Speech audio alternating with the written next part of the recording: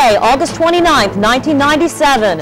Americans are spending more but making less. We'll take a look at what that may mean for the economy in the months ahead. Some air travelers are left holding their tickets and looking for new transportation as another airline files for bankruptcy protection. And a whole new meaning to the phrase taking the show on the road. The story of the filling station, a small business enterprise also known as wine on the go.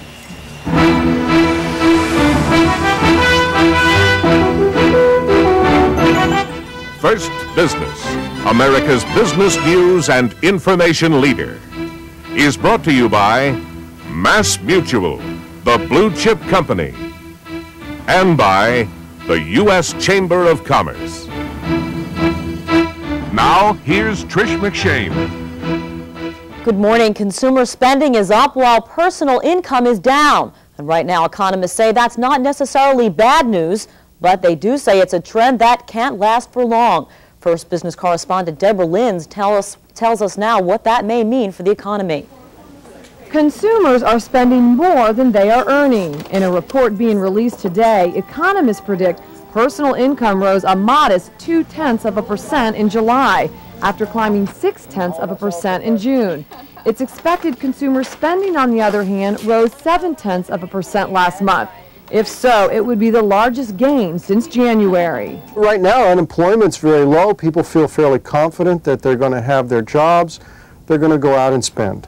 But George Washington University economist Fred Ute says in the long run, the consumers and the economy can't sustain spending rising faster than income. But there are some problems. Personal indebtedness has reached an all-time high, 90% of personal income, compared to 70% in 1970. What's also happening is that there's been an increasing number of personal bankruptcies. In 1996, we reached an all-time high where personal bankruptcies were over 1 million. Utes also says credit card companies have had to write off a disturbing number of billables because consumers can't pay their bills. 7% last year from 6% the year before. Economists predict a definite slowdown in the economy in the fourth quarter, even in the midst of the holiday season. They say the gross domestic product, or GDP, will probably only be about 2.5% compared to 5% in the beginning of the year, but say inflation is still out of the current forecast. Deborah Linz, First Business. On Wall Street, stocks fell sharply on news the economy grew faster than analysts expected this spring. The Dow Jones Industrials fell more than 92 points to 76.94 after gaining 25 points just 1 hour before the close. The blue chip index hit its lowest level since June in late afternoon trading. Decliners outpaced advancers 10-9 on the New York Stock Exchange. Volume was 487 million shares. Renewed inflation worries created volatility in the market. Stocks plummeted, recovered, and then plunged again. Now here with a look at the market this Friday morning is business reporter Karen Hendren from the trading floor in Merrill Lynch in New York. Analysts say with the current signs of strength in the economy, we're running out of room for error. The market is tighter than it was a year ago, and although most economists believe the second half of the year will slow down, they're expecting growth to be about 2.5% to 3%. Some say that might be strong enough to push the Federal Reserve to hike interest rates before the end of the year.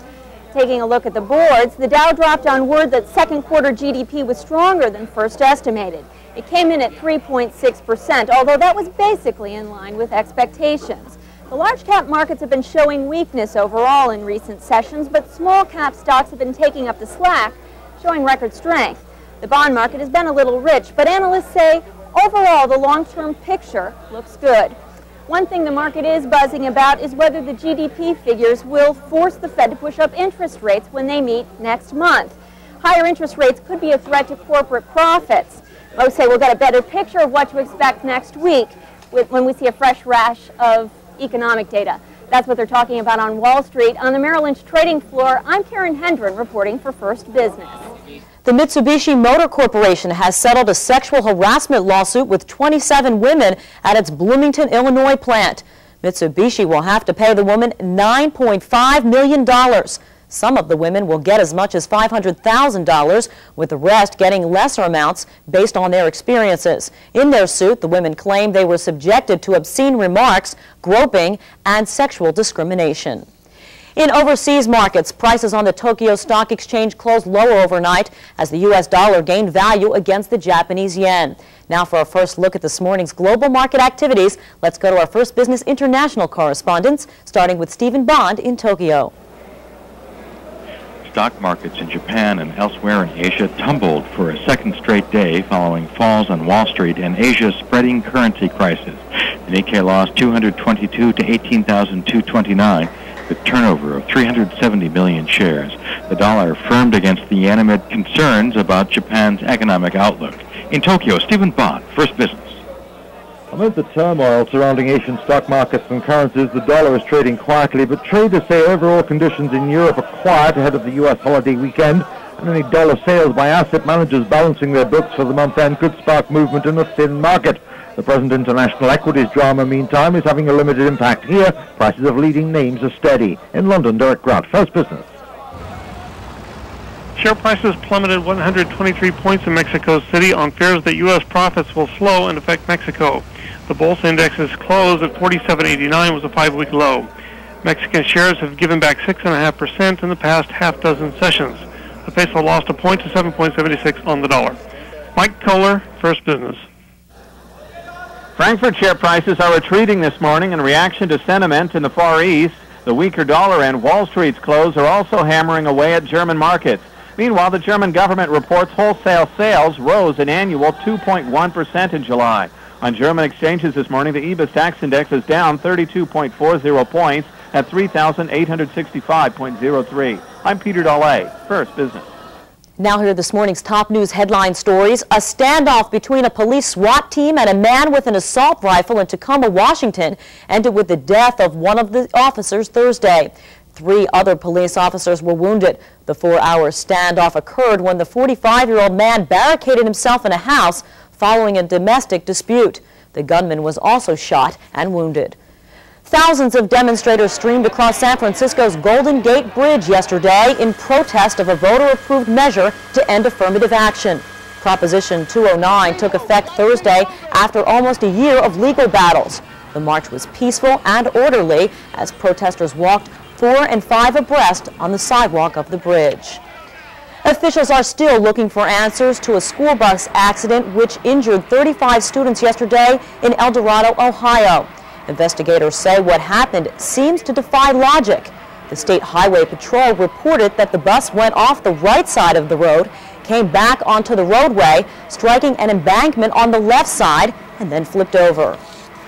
Still ahead on First Business Friday, President Clinton is having a tough time filling top administration jobs.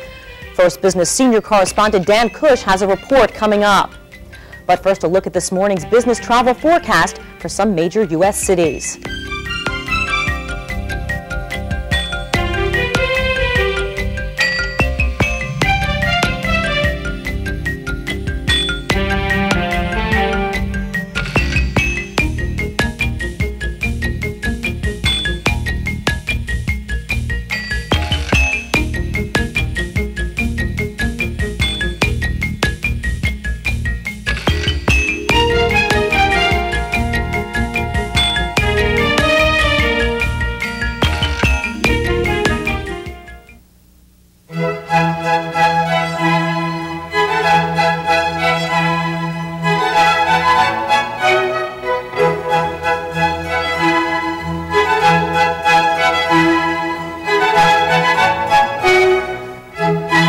Wouldn't it be nice if everything on TV had ratings this high?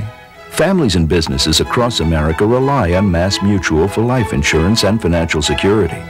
Mass Mutual, the blue chip company. Anyone know the proper method of purchasing school supplies? Anyone? The answer is efficiently. Anyone know the name of the economics genius responsible for this ideology? Anyone? His name is Max. Okay, so I molded a few minds thanks to Office Max, your back-to-school headquarters. Over 7,000 items at guaranteed low prices, so you'll never have to shop around.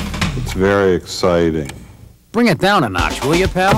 Office Max. We go to the max for you. Take advantage of this special subscription offer from Forbes. Call now for your free trial issue. When the bill arrives, pay it or write cancel on the bill and owe nothing. You'll also receive our mutual fund survey free for only $19.97. Forbes can help you realize your dreams. Call now. Subscribe to the Wall Street Journal now and get our gift of 2 weeks free. That's 12 weeks for just 66 cents a day. Call 800-454-5900. That's 800-454-5900.